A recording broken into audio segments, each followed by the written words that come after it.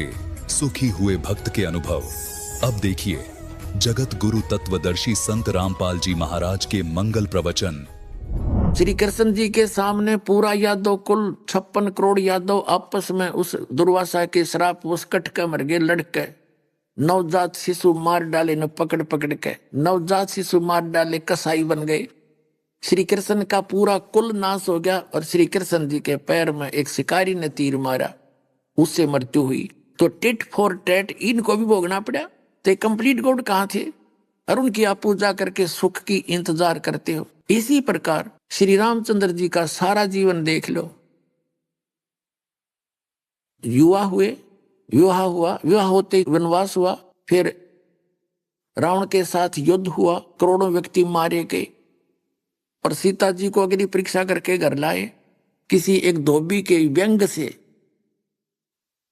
सीता जी को गर्भवती को निकाल दिया। भले व्यक्ति हो, अरे भगवान मत रहम घना होता है, आम आदमी भी ना करे ऐसी गलती तो सारा देश भौंके जाओ।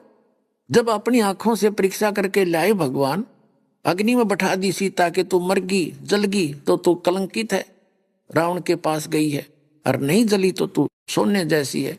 और वो नहीं जली अग्नि में, और फिर भी अपने ऊपर विश्वास नहीं, एक धोबी के कहने से उसको त्याग दिया कि मैं दुनिया की दंत कथा नहीं सुन सकता, इनके व्यंग नहीं सुन सकता। अब सीता तो वाल्मीकि जी के एक आश्रम में और अपने बच्चों का पालन कर रही है, और वो राजा बन के अयोध्या में बैठे। क्या वो व्यक्ति सुखी हो सकता है? स्वप्न में नहीं हो सकता। और अंत श्री रामचंद्र जी का कैसा हुआ सर्वविदित है, इसको बताने की जरूरत नहीं। इसी प्रकार हजरत मोहम्मद के साथ क्या बीती, इसी ब्रह्म की साधना, इस काल की साधना, जो कुरान शरीफ के ज्ञानदाता द्वारा दी गई भक्ति से उसका क्या हर्ष हुआ। उसके तीनों पुत्र मारे गए उन्हीं की आंखों के सामने, तो उस बाप का क्या जीवन है। और अंत में उनकी क्या दशा हुई दिखाता हूं आपको। हजरत मोहम्मद की क्या दशा हुई देखिएगा। ये जीवनी हजरत मोहम्मद आपको फिर से दिखाते हैं।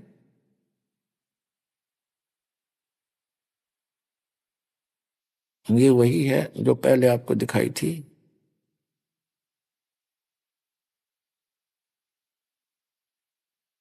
इसका कंप्लीट विवरण यहां पर है, आप पढ़ सकते हैं।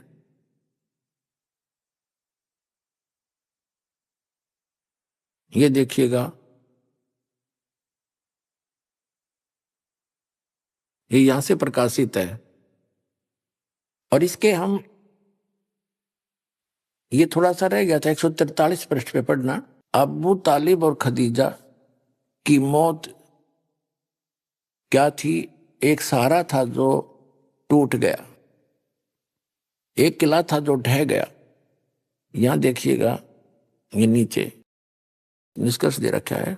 खदीजा का इंतकाल यानी मृत्यु रमजान के महीने में हुआ। उस समय उनकी उम्र 65 वर्ष की थी और हजन नामक जगह पर दफन हुई।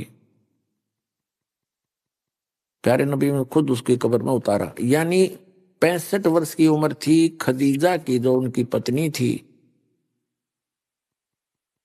65 वर्ष की आयु थी। उस समय हजरत मोहम्मद 50 वर्ष के थे। उसके बाद 50 वर्ष की आयु में उसने फिर उसके बाद 11 औरतों से विवाह किया, जिनमें एक कुंवारी थी और 10 विधवा थी। कहने का भाव ये है कि पुण्यात्माओं, फिर उनका अंत कैसे हुआ ये दिखाते हैं। ये देखिएगा 309 पृष्ठ से हम पढ़ेंगे। हिजतुल वदा को अभी 3 महीने से ज्यादा ना गुजरे थे कि प्यारे नबी सल्लल्लाहु बीमारी का, हम यहां से आते हैं, यहां से स्पष्ट होगा 307 से। हिजरत का 10वां साल था। प्यारे नबी सल्लल्लाहु हज के इरादे से मक्का रवाना हुए। आपके साथ 1 लाख से ज्यादा बहादुर साथियों का काफिला था। अब परमात्मा ने सूक्ष्म वेद में कहा है कि हजरत मोहम्मद जी के 1,80,000 शिष्य बन गए थे उनके जीवन काल में, अर्थात 23 वर्ष के अंदर। तो उसके विषय में कहा है कि नबी मोहम्मद नमस्कार है राम रसूल कहाया, 1,80,000 को सौगंध जिन नहीं कर चलाया। अरस कुरस पर अलह तकत है खालिक बिन नहीं खाली, और वह पैगंबर पाक पुरुष थे साहिब के अब्दाली। अब ये इसे भी स्पष्ट है कि हजरत मोहम्मद जी कुछ ही दिन के बाद वो मृत्यु को ही प्राप्त हो गए। उस समय उनके 1 लाख व्यक्ति लगभग उनके साथ थे। देखिए, ये देखिएगा, हिजरत का 10वां साल था। प्यारे नबी हज के इरादे से मक्का रवाना हुए। आपके साथ 1 लाख से ज्यादा बहादुर साथियों का काफिला था।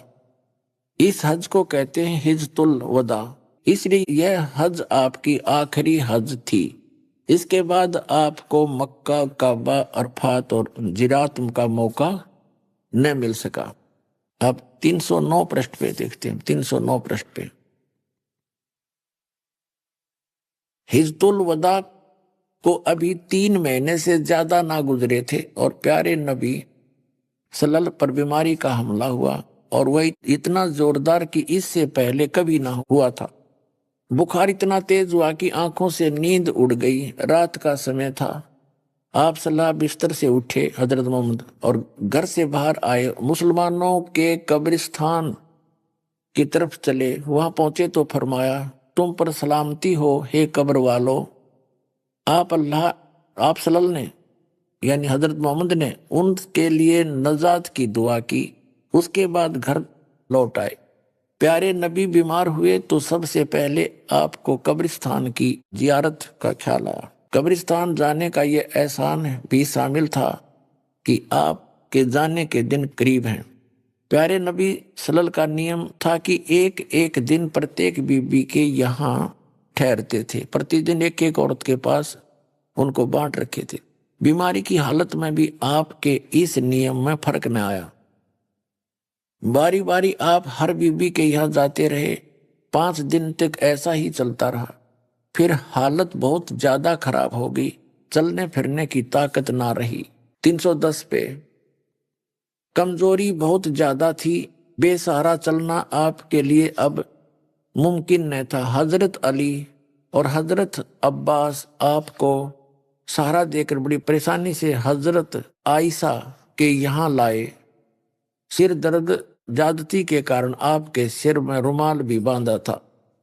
मुसलमान उदास थे, बेचैन और बेकरार थे क्योंकि उनका प्यारा बीमारी के बिस्तर पर था और बीमारी हर क्षण बढ़ती जा रही थी।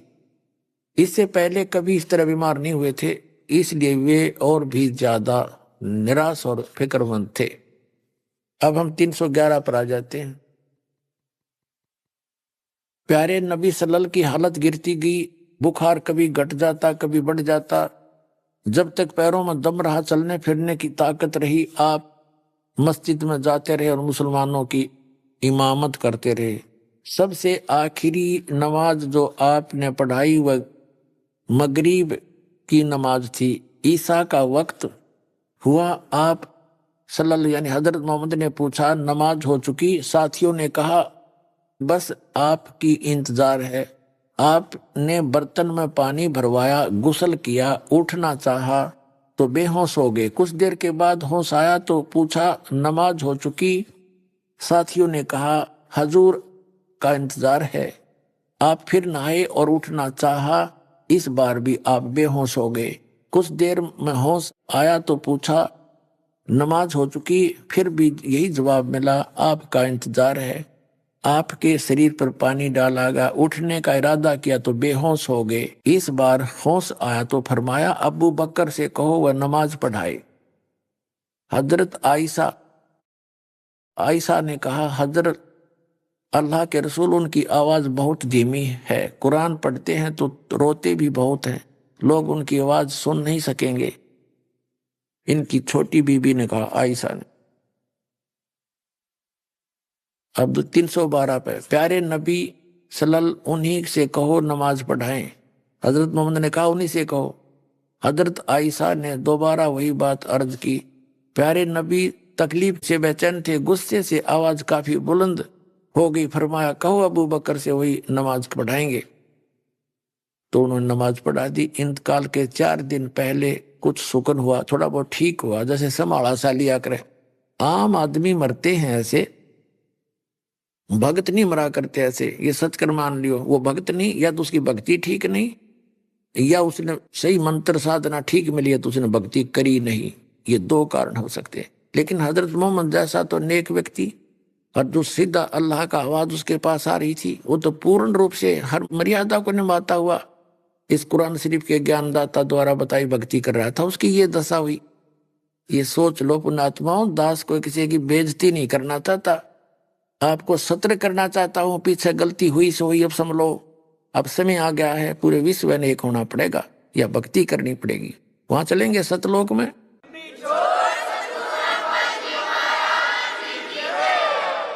अब जैसे ये वैज्ञानिक बनकर इंसान ऊपर के लोकों में के खोजे हैं, कोई अच्छा स्थान मिल जा, इन वैज्ञानिक तरीकों से तो आप 1 करोड़ वर्ष नहीं जा सकते।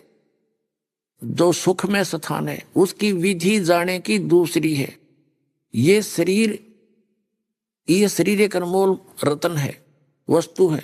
इससे हमने वहां जाने के लिए इतनी भक्ति करनी है कि वहां जाने का किराया हमारे अंदर जमा हो जाए। इस शरीर को छोड़ेंगे और इसके अंदर एक सूक्ष्म शरीर है। जैसे बताया है, ये ऊपर का शरीर तो ऐसा है जैसे कहते हैं कि देह गिरी तो क्या हुआ, सूक्ष्म वेद में बताया भगवान ने, देह पड़ी तो क्या हुआ, झूठी सब पटीट, और पक्षी उड़ा आकाश को चलते कर गया बीट।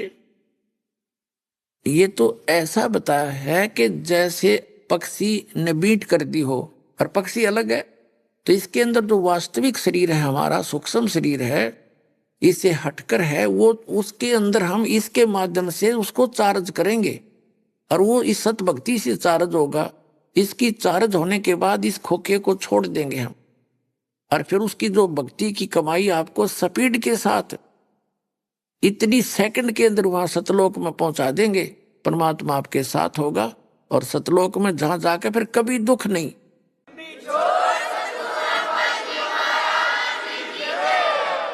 वहां आपको अमर शरीर मिलेगा, आपके कभी जरा यानी बुढ़ापा नहीं होगा, आपकी मृत्यु नहीं होगी, सुंदर शरीर होगा, हरे भरे, वहां पर खूब फलदार फूलों और फलों से भरे हुए बगीचे हैं और हर तरह की सुविधाएं हैं। आपके बड़े बड़े मकान वहां पर हैं जो आप छोड़ कर आए हो यहाँ पर, और वहां जाने का तरीका इस दास के पास है। अब ये वैज्ञानिक बन के ऊपर खोज कर रहे हैं, और 2 वर्ष वर्षा ना करे भगवान। यदि 2 वर्ष वर्षा ना हुई, क्योंकि जो साधनाएं आप जी कर रहे हो उससे वर्षा होना कुछ दिनों में बंद हो जाएगा। ये ओजोन जो गैस बताते हैं ओजोन, उसमें भी डिफेक्ट होने लग गया। उसका कारण यही है कि हमने यज्ञ छोड़ दी, हवन करने छोड़ दिए। अब दास ने हवन करने प्रारंभ किए हैं। घर घर जितने भी लाखों भक्त दास के इस भक्ति पर लगे हैं, वो घर घर में देसी घी की जोत जलाते हैं, गाय और भैंस के घी की। और यहाँ भी हम प्रत्येक समागम पर हवन करते हैं। इससे उस ओजोन गैस को सहारा मिलेगा और वातावरण बहुत अच्छा बनेगा। इससे वर्षा होया करेगी और बहुत अच्छा माहौल फिर से होगा। और हमने 2 रोटी चाहिए जीने के लिए। ये कार और कोठियों को प्राप्ति की होड़ लगा कर हमने अपने कर्म बिगाड़ लिए। 2 नंबर का काम करें, रिश्वत लेवें, चोरी करें, डाके मारे, कहाँ ले जाओगे? यही छोड़ जाओगे और पल्ला झाड़ कर जाओगे। केवल पापों की गठड़ी तुम्हारे साथ होगी। उससे बचने के लिए तरीका अपनाना पड़ेगा जो दास बताने जा रहा है। यहाँ भी सुखी होगे, सतलोक चले जाओगे। आपको आवश्यक वस्तु अवश्य मिलेंगी, जो आपको आवश्यक होगी आपको घर बैठे दे देगा भगवान। लेकिन क्रिया तो करनी ही है, क्योंकि ये लोक क्रिया करने का है। नेक नीति से काम करते रहना और भक्ति को तय दिल से करते रहना, बेड़ा पार हो जाएगा।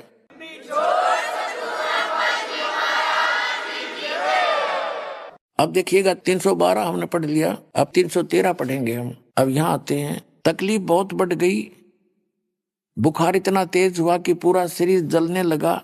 छोटी बेटी फातिमा रोज बाप की खिदमत में हाजिर होती थी। आगे देखो, बुखार इतना तेज था कि बार बार आप बेहोश हो जाते थे। 314 पर, और पास ही एक बर्तन में ठंडा पानी था, आप उसमें हाथ डालते और चेहरे पर मलते।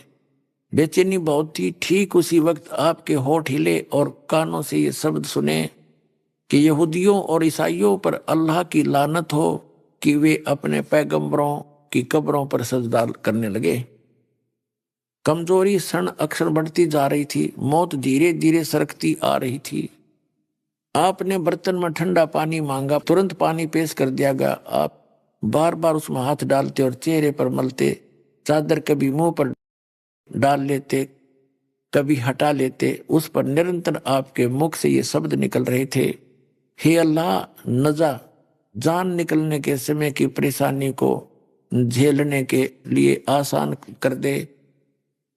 प्यारे बाप की बेचैनी देखकर हजरत फातिमा बेचैन हो गई। वे खुद पुकार उठी, हाय मेरे बाप की बेचैनी। आपने सुना, यानी हजरत मोहम्मद ने सुना तो बोले, फरमाया कि आज के बाद फिर तुम्हारा बाप बेचैन न होगा। दोपहर के बाद अपराह्न, दोपहर का आफ्टरनून का समय था, सीने में सांस धड़धड़ा रही थी। इतने में आप सल्लल के होठ हिले और कानों में ये आवाज आई, नमाज, गुलामों से अच्छा सलूक। फिर हाथ ऊपर उठे, सल्लल्लाहु ने उंगली से इशारा किया और फरमाया, अब और कोई नहीं, बस वही सबसे बड़ा साथी। यह कहते कहते हाथ लटक गए, आंखें छत से लग गई और पवित्र आत्मा रब से जा मिली। इंतकाल के समय आपकी उम्र 63 साल थी, यानी 63 वर्ष की आयु में हजरत मोहम्मद जी की मृत्यु होगी। और अंत आपने पढ़ लिया कैसे हुआ। अपने आत्मा कितनी पुण्यात्मा था, अंतिम समय में भी भगवान को याद कर रहे थे और फिर भी ये कहते हैं उस रब से जा मिली। और उधर से मुसलमान भाई अपना विधान बताते हैं कि कुरान शरीफ के ज्ञानदाता का विधान है कि कब्र बना दी जाएगी मृत्यु के बाद, उस कब्र में सबको दफना दिया जाएगा। और जब भी कभी कयामत आवेगी, कभी कयामत आवेगी, तब तक उन्होंने कब्र में रहना पड़ेगा। अब रब से कहाँ मिले, वो तो कब्र के अंदर है अभी तक। हजरत मोहम्मद भी आपके विधान अनुसार, हम नहीं मानते ऐसा विधान है। विधान यही है कि मृत्यु के उपरांत तुरंत धर्मराज, एक न्यायाधीश है इस काल के द्वारा डिप्यूट किया हुआ, सबका अकाउंट लेता है, ये वहां जाते हैं। जिसका जैसा संस्कार होता है तुरंत ही वो स्वर्ग या नरक में भेज दिए जाते हैं, या दूसरे योनि पशु पक्षी की, या घास फूस पेड़ पौधों की, जलचर की, जहां उसने जाना तुरंत भेज दिया जाता है। ये तो वास्तविक अध्यात्म ज्ञान है। और जो इन्होंने अपने हिसाब से कुरान शरीफ को ठीक से ना समझ के ये विधान बताया गया है, वो कुरान शरीफ के पढ़ने वालों ने ठीक से ना समझकर विधान बताया है। कुरान शरीफ के आड़ लेकर बताते हैं, रेफरेंस हवाला दे करके, कि एक बार मृत्यु होगी। जितने जन्म मनुष्य जीवन के जो जन्म हो रहे हैं, ये मरते रहेंगे, मरते रहेंगे, जन्मते रहेंगे, मरते रहेंगे, उसमें दफना दिए जाएंगे कब्रों में। और फिर जब कयामत आवेगी, यानी पूरी कायनात, पूरी सृष्टि नष्ट हो जाएगी, सबको कहते फिर निकाला जाएगा, जीवित किए जाएंगे सबको। और फिर वो जो बुरे कर्म करने वाले तो नरक में, जिन्होंने अल्लाह के कुरान शरीफ के ज्ञानदाता की आज्ञा का पालन नहीं किया और जिन्होंने उनके अनुसार साधना की, तब वो बिस्त में जाएंगे, बिस्त स्वर्ग जन्नत में। और पुण्यात्मा, और ये इस कब्रों के अंदर सड़ेंगे पड़े पड़े। अगर तुम्हारा विधान सही है तो वो खाक जन्नत है फिर। और इन्होंने ठीक से उस ज्ञान को समझा नहीं जो कुरान शरीफ में कहा गया है कि तुम्हारे मरने और जीने का एक विधान बना रखा है। अब आपको पुनः दिखाते हैं वास्तविकता क्या है। कुरान शरीफ में ये बताया गया है कि कुरान शरीफ का ज्ञानदाता कहता है कि मैं इस सारी दुनिया को खत्म करूंगा और आसमान को भी लपेट दूंगा, जैसे कागज रोल में लपेट दिया जाता है, और इनको फिर दोबारा पैदा करूंगा। अब पुण्यात्मा, जैसे पहले किया था। तो इसी बुद्धिमान व्यक्ति ने ये अध्यात्म शब्द हैं, अध्यात्म जो है ना वर्ड है, कलाम है, इनको आध्यात्मिक व्यक्ति ही समझ सकता है यदि इनके विधान को माने कि एक बार जन्मेंगे, फिर कब्रों में, उसके बाद एक ही बार जीवित किए जाएंगे, ना पहले हुए ना आगे होगा और कुछ भी।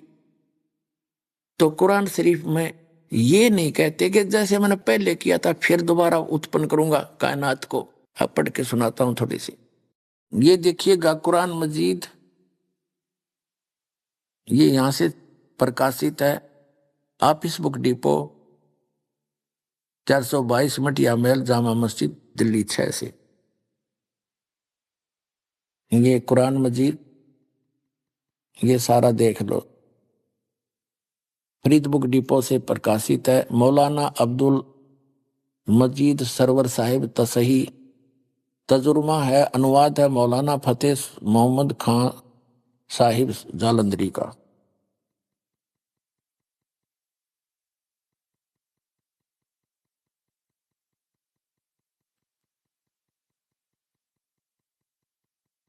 ये 2006 का लेटेस्ट संस्करण है।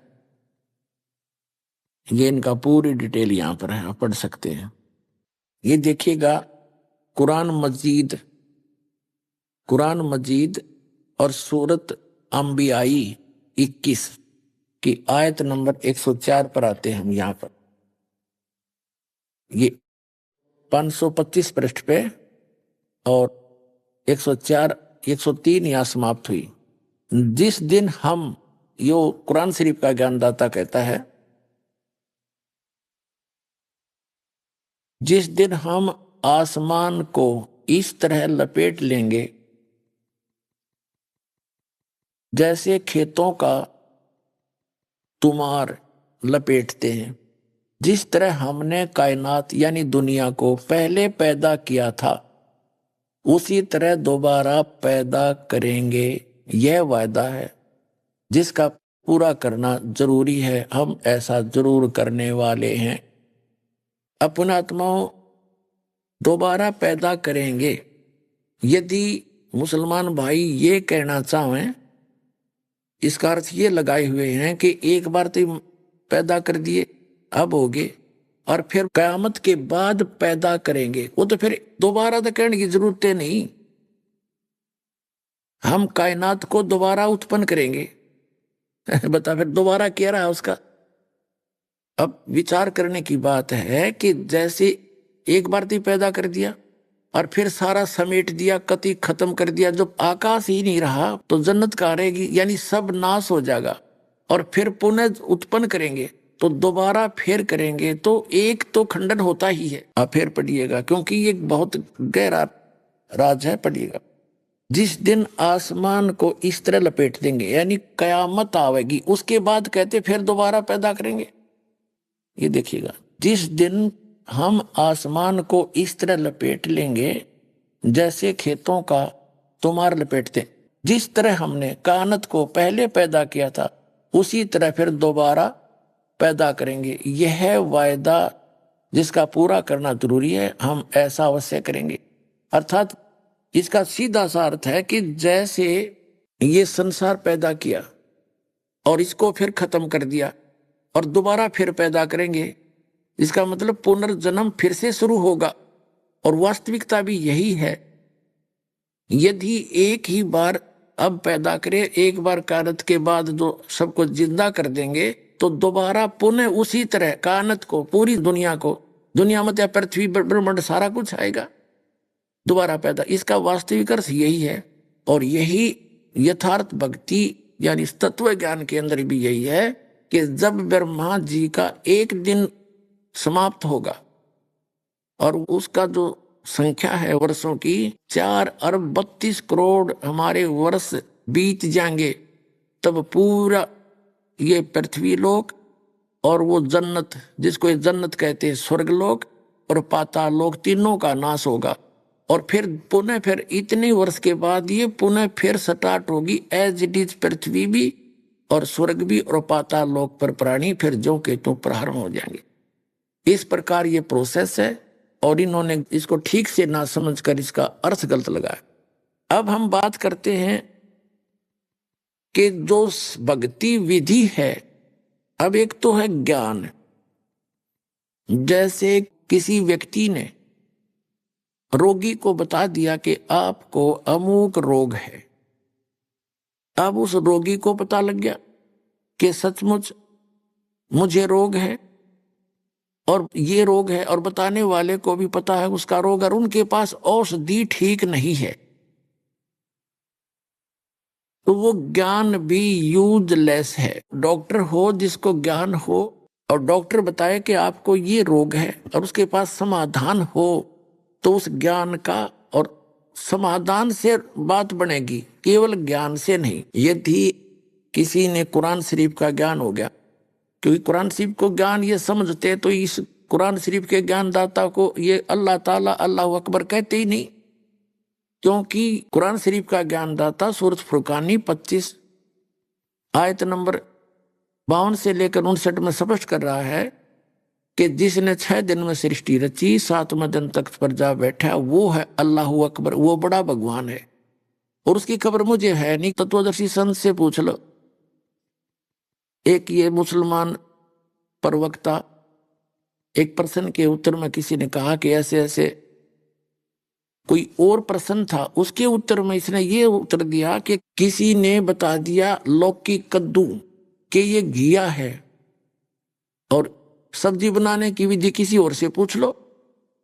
ऐसे कुरान शरीफ में लिखा है। अरे भले आदमियों, तो इन्हों के कद्दू का ना विरामन है, तो लौकी का ना पता हुआ किसी है, वो तो लौकी ये कहे, लौकी किसी और से पूछ लो, फिर बनाने की विधि भी आप बताओगा जिसने लौकी का पता है, यानी कद्दू का पता है। आपके कुरान शरीफ का ज्ञानदाता था, उस कद्दू से परिचित नहीं है, वो तो होगा उस कद्दू की जानकारी, यानी उस पूर्ण परमात्मा की जानकारी किसी और से पूछ लो, और उसके पाने की विधि भी वही बताओगा। जो कंप्लीट नॉलेज रखता है वो ये दास है।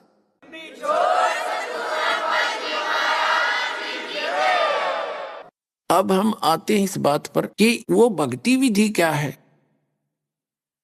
जैसे मुसलमान भाई इबादत करते हैं, 5 वक्त परमात्मा की स्तुति करते हैं, सिजदा भी करते हैं, प्रणाम करते हैं, तो ये 2 यज्ञ कर रहे हैं, एक ज्ञान यज्ञ और एक प्रणाम यज्ञ। और बाकी ये रोजा रखते हैं, ये रोजा रखना भक्ति विधि में नहीं आता। और फिर दूसरा गलती ये क्या करते हैं, सूक्ष्म वेद में लिखा है कि दिन में तो रोजे रखे, रोजे माने व्रत, और शाम ने मुर्गी मार ली, तो खा के रोजे करी वे, क्या भक्ति करी? वो बंदगी, वो खून है, कैसे खुशी खुदा, ऐसे भगवान खुश थोड़ा ही होगा। और फिर ये अजान लगाते हैं, आवाज लगाते हैं ऊंची स्वर में। एक आयत है उसमें ये लिखा है कि अजान जो है घनी चिल्लाना भी नहीं चाहिए, और ना कति मंदी आवाज में, एक सिंपल सी आवाज में, मध्यम की आवाज में प्यार से बोलना चाहिए। अब हम जो बात कहना चाह रहे हैं कि पूजा की जो विधि है कुरान शरीफ के अंदर वो इनकम्प्लीट है, वो अल्लाह अकबर की नहीं है। ऐसे ही श्रीमद् भगवद गीता और वेदों में वो जो विधि है वो इनकम्प्लीट है, उस परम अक्षर ब्रह्म की नहीं है। उस परम अक्षर ब्रह्म की विधि कौन सी है वो तो इस दास को पता है, और आपको हम बता भी रहे हैं जो उपदेशी हो गए हैं। अब हम ये देखते हैं कि जो साधनाएं मुसलमान धर्म के भाई कर रहे हैं वो तो आपको बताई दी। 5 वक्त की नमाज कंपलसरी है, अच्छी बात है, क्योंकि भगवान को याद करना कम से कम 5 बार तो बाधित हो गए कि वो जरूर याद करें ही करेंगे, अच्छी बात है। और फिर